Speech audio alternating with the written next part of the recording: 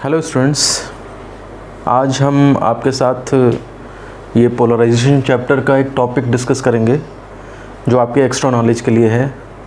अगर आप जानना चाहते हैं कि पोलराइजेशन का मॉलिक्यूलर एक्सप्लेनेशन क्या है, मींस एटम्स या मॉलिक्यूल्स में ऐसा क्या हो जाता होगा जिसकी वजह से वो पोलराइजेशन की प्रॉपर्टी शो कर देते हैं, यानी कि ध्रुवण का आणविक सिद्धांत, इसके बारे में आज थोड़ा सा डिस्कस करेंगे। टॉपिक का मैंने कोई नाम नहीं दिया है क्योंकि ये चीज़ आपके एक्स्ट्रा नॉलेज के लिए है, आपके सिलेबस में नहीं है, लेकिन एक्स्ट्रा नॉलेज के लिए आप उसको पढ़ सकते हैं। आपको बहुत ही इंटरेस्टिंग फैक्ट्स पता लगेंगे यहाँ पे। तो सबसे पहले आइए देखते हैं हम कि कोई मीडियम अपारदर्शी कैसे होता है, ओपेक। तो अपारदर्शी का जो हमने डेफिनेशन पढ़ी है वो ये है कि मटेरियल पे जब लाइट इंसिडेंट होती होगी तो वो लाइट इससे पार नहीं निकल पाती, तो ऐसा मीडियम जो है वो अपारदर्शी कहलाएगा या फिर उसे ओपेक कह देंगे। तो ज़रा मॉलिक्यूलर लेवल पे जाके देखते हैं कि अपारदर्शी मटेरियल के मॉलिक्यूल्स में क्या होता होगा, यानी कि इसके मॉलिक्यूल्स जो हैं वो इस लाइट का क्या करते हैं। तो यहाँ पर जो सरफेस पे मॉलिक्यूल्स हैं कुछ, तो ये सरफेस मॉलिक्यूल्स ये क्या करते हैं कि जो लाइट इंसिडेंट होती है उस लाइट इंसिडेंस से इनके मॉलिक्यूल्स के अंदर जो इलेक्ट्रॉन्स हैं वो हायर एनर्जी लेवल में चले जाते हैं। आपको पता है कि हायर एनर्जी लेवल में इलेक्ट्रॉन जो हैं वो मैक्सिमम से मैक्सिमम 10⁻⁻8 सेकेंड तक रह सकते हैं। उसके बाद ये वापस आते हैं और वापस आने पे क्या करते हैं, ये इलेक्ट्रोमैग्नेटिक वेव्स निकालते हैं। तो वो इलेक्ट्रोमैग्नेटिक वेव्स जो हैं वो वापस इधर एटमॉस्फेयर में निकाल देते हैं, जिससे कि हमें ये ऑब्जेक्ट, इसका कलर की प्रॉपर्टी पता लगती है। कहने का मतलब ये है कि जो लाइट आई उससे इसका कलर डिसाइड होगा। अब जैसे ये येलो कलर का है तो इसका मतलब इसके जो ऊपर एटम्स होंगे उनके अंदर जो है वो इलेक्ट्रॉन्स एक्साइट होकर जाते हैं ऊपर, और जब वो लौटते हैं तो वो इलेक्ट्रोमैग्नेटिक वेव निकालते हैं जो येलो कलर की रेंज में आती होगी, इसलिए ये मटेरियल हमें येलो दिखता है। इसके अलावा ये लोग इस लाइट का क्या करते होंगे, इसके अलावा अंदर के जैसे एटम्स हैं इनके अंदर जो है वो थर्मल एजिटेशन होता है। थर्मल एजिटेशन में क्या होता है कि लाइट से एनर्जी लेकर के और फिर ये जो इनके जो मॉलिक्यूलर चेन है, लैटिस स्ट्रक्चर है, इस तरह से इसके अंदर जो वाइब्रेशंस हैं वो बढ़ जाते हैं। इस तरह से ये लाइट की जो एनर्जी है उसको होल्ड करते हैं, लेकिन ये किसी भी तरह से इस पार नहीं निकलती लाइट, यानी कि इसके मॉलिक्यूल्स ऐसी लाइट को इमिट नहीं करते जो बिल्कुल इस तरह की हो। भाई पारदर्शी का माध्यम का मतलब क्या होगा? पारदर्शी माध्यम का मतलब होगा कि जो लाइट इंसिडेंट है वो एज इट इज़ बाहर निकल जाए। तो वो लाइट बाहर तभी तो निकलेगी जब यहाँ के एटम्स इस तरह से एक्साइट होंगे कि फिर इलेक्ट्रॉन जब वापस एनर्जी लेवल में आए तो उसी तरह की इलेक्ट्रोमैग्नेटिक वेव निकाले जैसे कि आई थी, तभी उस तरह की लाइट निकलेगी यहाँ पे। आप कभी भी ये मत सोचिए कि जो लाइट आती है वही निकल जाती है। कांच भी में भी जो लाइट आएगी वो लाइट नहीं निकलेगी, वो लाइट दोबारा से प्रिपेयर होगी यहाँ मटेरियल में और फिर उसके बाद बाहर निकलेगी। अभी हम पारदर्शी माध्यम देखेंगे तो उसमें आपको क्लियर पता लगेगा। फ़िलहाल यहाँ पर हमने जो अभी ये जाना कि पारदर्शी माध्यम क्या होते हैं, उसमें लाइट एक तो कलर फॉर्म कराती है उनका, और दूसरा जो लैटिस स्ट्रक्चर है उसके अंदर जो थर्मल एजिटेशन है, मीन्स जो ये वाइब्रेशन कर रहे हैं उनको इंक्रीज़ करा देती है। इस तरह से लाइट की एनर्जी ये लोग यूज़ करते हैं और इनकी लाइट इनके पार नहीं निकल पाती है। अब हम देखेंगे कि पारदर्शी माध्यम कैसे काम करते हैं। तो अब आइए बात करते हैं हम पारदर्शी माध्यम यानी कि ट्रांसपेरेंट मीडियम जो होते हैं उनके अंदर क्या होता होगा। तो सबसे पहले तो मैं आपको फैक्ट बता दूं। सपोज़ करिए यहाँ पे ये ग्लास की शीट है, तो सब जानते हैं ग्लास जो है वो पारदर्शी है, ठीक।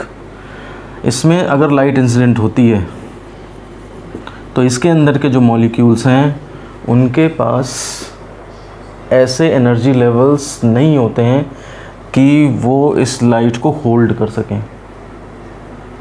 कहने का मतलब ये है कि अगर इलेक्ट्रॉन किसी हायर एनर्जी लेवल में जाता और फिर उस हिसाब से फिर वो लौटता तो उस हिसाब से कोई और लाइट इमिट करता, किसी और कलर का दिखाई देता, लेकिन यहाँ पर ऐसा नहीं होता है। यहाँ पर जो भी लाइट इनके ऊपर पड़ती है वो केवल इनके जो वाइब्रेशंस हैं उन्हीं में, मतलब थर्मल एजिटेशन में ही वेस्ट हो जाती है। और थर्मल एजिटेशन में वेस्ट होने की वजह से ये एटम्स जो हैं इसी तरह की लाइट इमिट कर देते हैं, और इसी तरह की लाइट इमिट करने की वजह से वही लाइट हमें लगता है कि वो बाहर निकल आई। इनफैक्ट जिस लाइट का इस लाइट से कोई लेना देना नहीं है।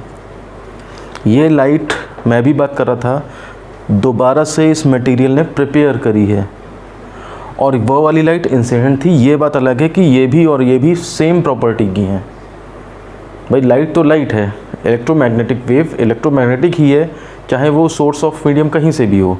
तो आप सन से अगर लाइट लें, आप किसी और स्टार से ले लें लाइट, आप एक बल्ब से लाइट ले लें, अगर आप पर्टिकुलर फ्रीक्वेंसी की बात करेंगे तो वही यहाँ भी मिलेगी बल्ब में, वही सन पे भी मिलेगी, वही किसी भी स्टार पे मिलेगी। तो वो तो लाइट के जनरेशन की बात है कि किस तरह से जनरेट होती है। अच्छा, दूसरी बात, कुछ हो सकता है इस कांच में कुछ इम्प्योरिटीज़ हों, लेड वगैरह की ज़्यादातर इम्प्योरिटीज़ होती हैं, और भी कई इम्प्योरिटीज़ होती हैं। तो ये इम्प्योरिटीज़ क्या करती हैं, इन इम्प्योरिटीज़ की वजह ये थोड़ा सा लाइट की एनर्जी को होल्ड कर सकती हैं, और इस वजह से क्या होता है, इनके मॉलिक्यूल्स जो हैं हीट अप हो जाते हैं और कांच ये थोड़ा सा गर्म हो सकता है इम्प्योरिटी की वजह से। अब आप कहेंगे कांच में से तो आर पार दिख जाता है, इम्प्योरिटी कहाँ है? तो इसके लिए मैं आपको बता दूं कि कोई भी कांच का टुकड़ा आप लीजिएगा और उसे आमने सामने मत देखिए, आमने सामने से तो सब आर पार दिखाई दे रहा होगा, उसको आप थोड़ा सा अपने आँखों के सामने इस तरह से रख दीजिएगा। इस तरह से देखने पे कांच जो है वो आपको ग्रीन कलर का दिखाई देगा। ग्रीन कलर का मतलब क्या है, जो इम्प्योरिटीज़ यहाँ पे सब इधर उधर फैली हुई हैं, वो सारी की सारी इम्प्योरिटी वो सब कंसनट्रेटेड फॉर्म में, मतलब अब ज़रा सी जगह में, इतनी सी जगह में आपको सब अंदर की इम्प्योरिटी दिखाई दे रही हैं, और इस वजह से जो है वो कांच आपको ग्रीन दिखाई देने लगता है। तो अगर आपसे कोई कहे कि सबूत दो कि इसके अंदर इम्प्योरिटी है, तो आप तुरंत ये कह सकते हैं कि इस कांच को इधर से ना देखने की बजाय साइड से देखिए। अगर वहाँ से भी वो ट्रांसपेरेंट दिखाई दे रहा है तो इसका मतलब उसके अंदर इम्प्योरिटी बहुत कम है। जिन कांच के ये ग्लास वगैरह लेंसेज बनते हैं, वो जो है इस तरह के प्योरिटी रखते हैं कि आप इधर उधर से देखें, चाहे ऐसे देखें चाहे ऐसे देखें, दोनों तरफ से सेम दिखाई देता है। तो अब बात करते हैं कि लाइट जब इंसिडेंट होगी तो कांच या किसी भी ट्रांसपेरेंट मीडियम के मॉलिक्यूल्स किस तरह से बिहेव करते होंगे। अब उस पर हम थोड़ा सा नज़र डालते हैं। आइए अब थोड़ा सा इस प्रोसेस को जूम करके देखते हैं, मॉलिक्यूल क्या कर रहा होगा। तो कोई भी मॉलिक्यूल हो, हम जानते हैं उसमें क्या होता है, एक न्यूक्लियस होता है पॉजिटिवली चार्ज्ड, और एक उसके चारों तरफ घूमता हुआ इलेक्ट्रॉन क्लाउड। तो पॉजिटिव न्यूक्लियस ये पॉजिटिव पार्ट है, इलेक्ट्रॉन क्लाउड ये नेगेटिवली पार्ट चार्ज है। अब मान लिया सपोज करो इसके ऊपर लाइट आ रही है। लाइट का मतलब क्या हुआ? लाइट का मतलब हुआ इलेक्ट्रोमैग्नेटिक वेव। ये इलेक्ट्रिक कंपोनेंट है, ये मैग्नेटिक कंपोनेंट है। तो इलेक्ट्रिक कंपोनेंट का मतलब क्या हुआ? ये वेरिंग इलेक्ट्रिक फील्ड है, मतलब पहले ये एक दिशा में लग रही है और बढ़ती जा रही है, फिर कम होती जा रही है। दूसरी दिशा में फिर ये क्या, फिर दूसरी दिशा में बढ़ती जा रही है और फिर कम होती चली जा रही है। तो मान लेते हैं कि इसके ऊपर इलेक्ट्रिक जो फील्ड पड़ी इस मॉलिक्यूल के ऊपर, उसके इलेक्ट्रिक वेक्टर के कंपोनेंट सपोज इस दिशा में थे, इस दिशा में ये इलेक्ट्रिक फील्ड के कंपोनेंट हैं जो इसके ऊपर, इस मॉलिक्यूल के ऊपर पड़ रहे हैं। अब होगा क्या, इस पॉजिटिव हाफ साइकिल की बात करें तो ये वेक्टर इस डायरेक्शन में बढ़ता जा रहा होगा और फिर कम होता आ रहा होगा। नेगेटिव हाफ साइकिल की बात करें तो ये वेक्टर इस डायरेक्शन में जा रहा होगा और फिर उसके बाद कम होता आ रहा होगा। इस तरह से वेरिएशन हो रहे होंगे इलेक्ट्रिक फील्ड के। अब हमें मालूम है कि इलेक्ट्रिक फील्ड अगर इस तरफ लगी हुई है और उसमें पॉजिटिव चार्ज रखा है तो उस पर फील्ड की डायरेक्शन में QE फोर्स लग जाता है, QE चार्ज है, और अगर वो नेगेटिवली चार्ज्ड है तो उस पर फील्ड की अपोजिट डायरेक्शन में QE चार्ज लग जाता है। तो कहने का मतलब ये है कि अगर इलेक्ट्रिक फील्ड उस डायरेक्शन में है तो इसका जो पॉजिटिव पार्ट है, ये पॉजिटिव पार्ट है इसका, ये उसकी डायरेक्शन में फोर्स लगेगा, और नेगेटिवली चार्ज पार्ट है उस पर फील्ड की अपोजिट डायरेक्शन में फोर्स लगेगा। तो कहने का मतलब ये है कि पॉजिटिव जो है वो इस तरफ जाने की कोशिश करेगा, और ये नेगेटिव पूरा मैं अलग अलग बना दूँ, ये पॉजिटिव है और ये नेगेटिव है। पॉजिटिव उस तरफ जाने की कोशिश करेगा और नेगेटिव इस तरफ जाने की कोशिश करेगा। उसके बाद जब इलेक्ट्रिक फील्ड इस डायरेक्शन में लगेगी तो पॉजिटिव फिर इस डायरेक्शन में जाने की कोशिश करेगा और नेगेटिव उस डायरेक्शन में जाने की कोशिश करेगा। कहने का मतलब ये है कि पॉजिटिव और नेगेटिव जो हैं दोनों एक दूसरे के अपोजिट डायरेक्शन में वाइब्रेट करेंगे। ये इस तरह से समझ लीजिए कि ये नेगेटिवली पार्टिकल है और नेगेटिवली चार्ज है, और ये पॉजिटिव न्यूक्लियस है। इलेक्ट्रिक फील्ड सपोज इस डायरेक्शन में लगी तो इसने ऐसे वाइब्रेट किया, इसने ऐसे किया। उसके बाद इधर की तरफ जब लगती है इलेक्ट्रिक फील्ड तो ये इधर आएगा और ये उधर जाएगा, मतलब ये ऐसे ऐसे अपोजिट डायरेक्शन में वाइब्रेट करेंगे। ये तब कर रहे हैं जब इसके ऊपर लाइट यानी कि इलेक्ट्रोमैग्नेटिक वेव इंसिडेंट हो रही है। तो अब बात करते हैं कि ये जो इनके अंदर वाइब्रेशंस हो रहे हैं वो कितने हो रहे हैं, कितना अमाउंट में हो रहे हैं, ज़्यादा हो रहे हैं या कम हो रहे हैं। तो हम बात करते हैं अगर acceleration force equal to ma और यहाँ से a is equal to F/m। Force कितना लग रहा है QE, तो इसका मतलब एक्सेलरेशन इज इक्वल टू हो जाएगा हमारा QE/m। जो हमारा पॉजिटिव न्यूक्लियस है उसका मास बहुत ज़्यादा होता है, इसका मतलब इसका एक्सेलरेशन बहुत बहुत बहुत कम होता है। और ये जो हमारा इलेक्ट्रॉन क्लाउड है इसका मास बहुत कम होता है, तो इसका मतलब इसका एक्सेलरेशन जो है वो ज़्यादा होता है, यानी कि उतना ही लगभग बन जाता है जितना कि हमारी अप्लाइड इलेक्ट्रिक फील्ड थी।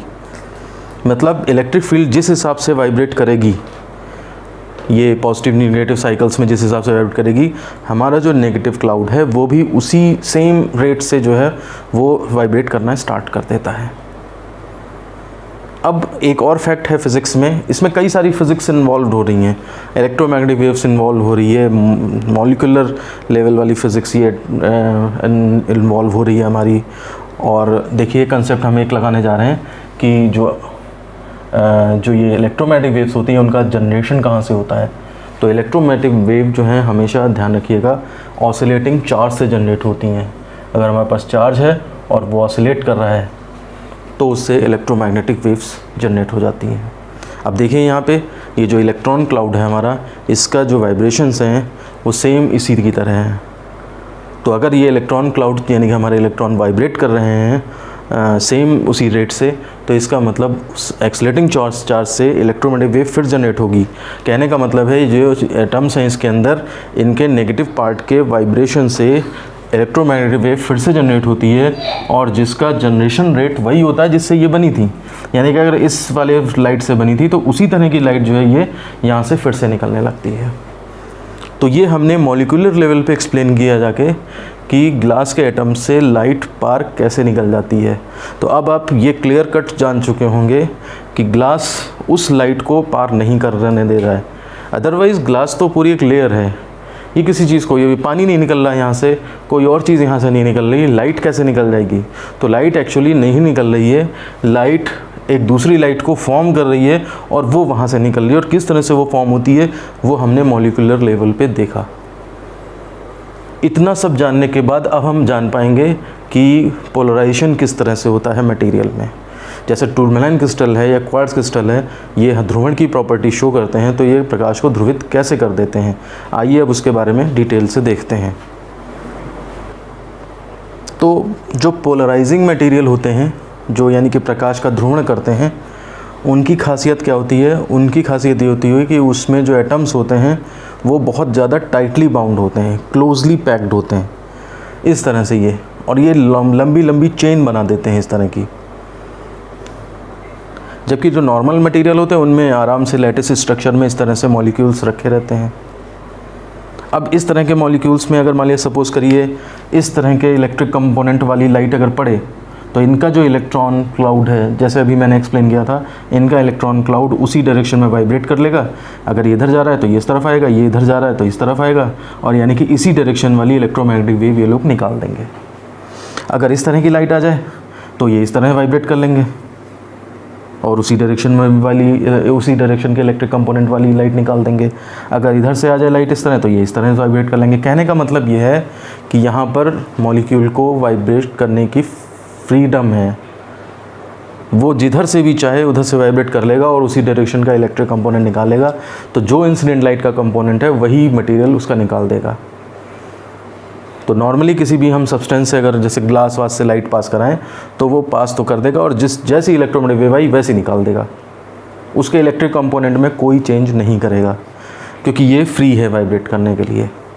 अब बात करते हैं हम यहाँ पे ये जो पोलराइजिंग मटेरियल, इनमें क्या है, इनमें ये होता है कि ये अगर वाइब्रेट करना चाहे भी, जैसे ये है बात ए बी सी, बी वाले को देखते हैं हम, तो ये बी वाला मॉलिक्यूल अगर वाइब्रेट करना चाहेगा ए की तरफ तो जगह ही नहीं है, सी की तरफ वाइब्रेट करना चाहेगा वहाँ भी जगह नहीं है, तो जगह इसकी अवेलेबल कहाँ है, तो इसके लिए जो जगह अवेलेबल है वो केवल इस तरफ है, न चाहते हुए भी। मतलब इसको अगर आप थर्मल एजिटेशन देंगे भी तो ये आगे पीछे ना भाग के ऊपर नीचे भागेगा, और इस वजह से जो है ये सब मॉलिक्यूल्स की यही खासियत है, ये वाइब्रेशन करने के लिए फ्री हैं इस तरफ।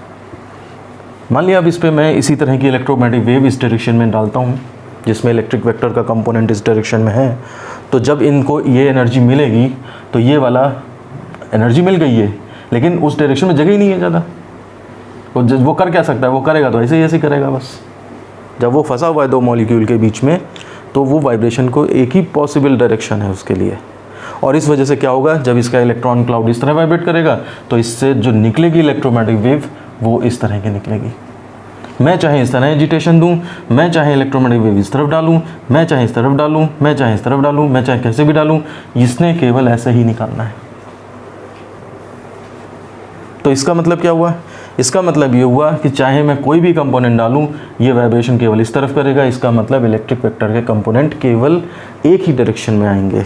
यही चीज़ क्या कहलाती है, पोलराइजेशन। तो पोलराइजेशन यानी कि ध्रुवण क्या है, कोई भी डायरेक्शन में इलेक्ट्रिक फील्ड के वेक्टर हों वो निकालता केवल एक ही डायरेक्शन में है।